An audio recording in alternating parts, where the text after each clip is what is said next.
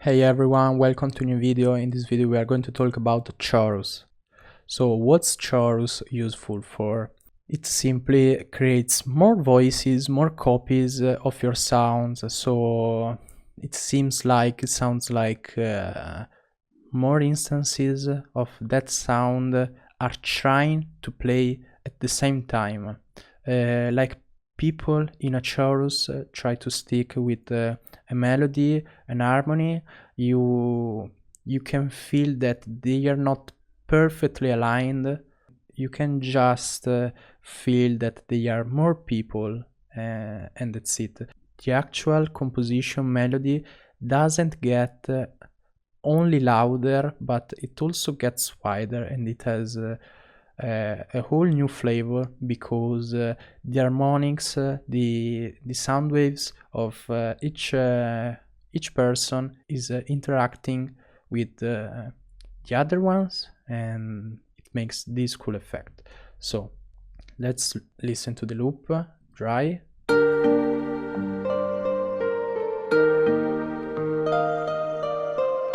Now turn on the chorus.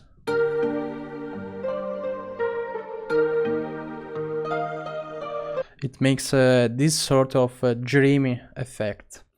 Now let's see how it works.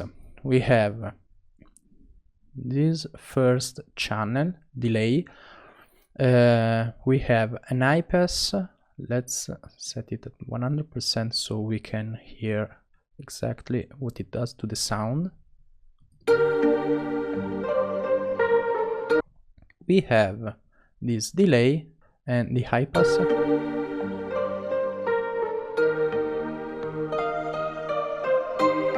It simply high passes the delayed signal, so we can set if the delayed signal is going to affect the lower frequencies. And then we have the delay time.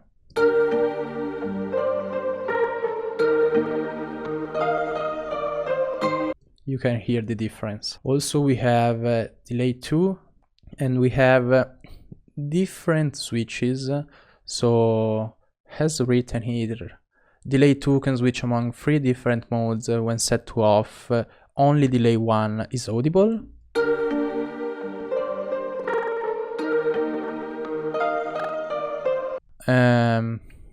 Then in fixed mode, only delay 1's delay time will be modulated.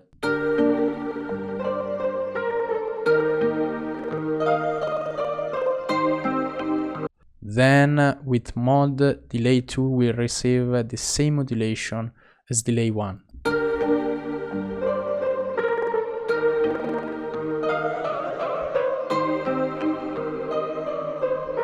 Here we have the time for both delays, and here we have this switch that allows us to set the same delay time for both.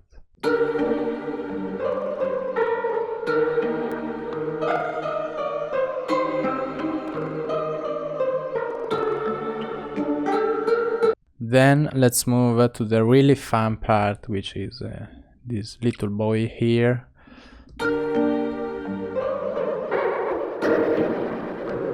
And here is where things get really weird. So we have the amount. This is the amount of modulation expressed in milliseconds. Then we have this per 20 thing, which simply multiplies by 20 this amount.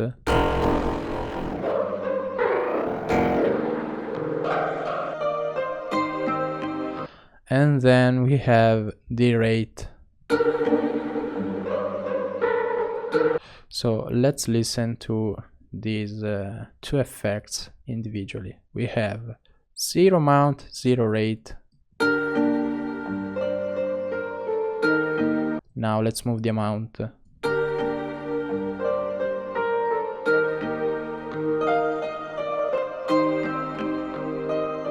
Then let's move the rate. The difference is really subtle, but we can start hearing when we blend the two.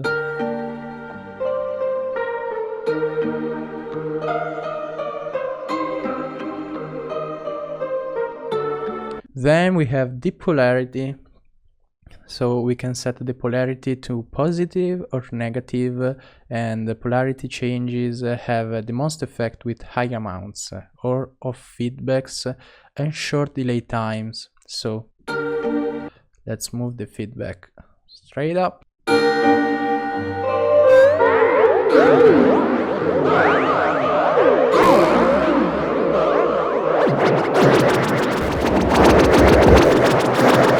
So this is just a really extreme effect. I don't think everyone will ever do something with this, or maybe yes, but it's up to you. This is the feedback. So this determines how much of the output signal feeds back into the output. So it's a loop. And then we have the dry wet.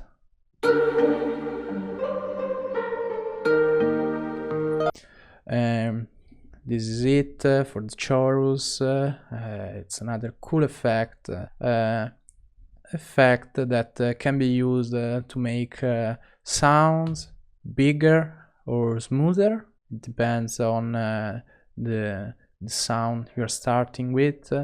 It's really great for making dreamy guitars, but it's also great for making like brass, trumpets, saxophones, or big trap basses, you know, all those things sound smoother and also more spacier. So this is it for the chorus. Let's see you in the next video.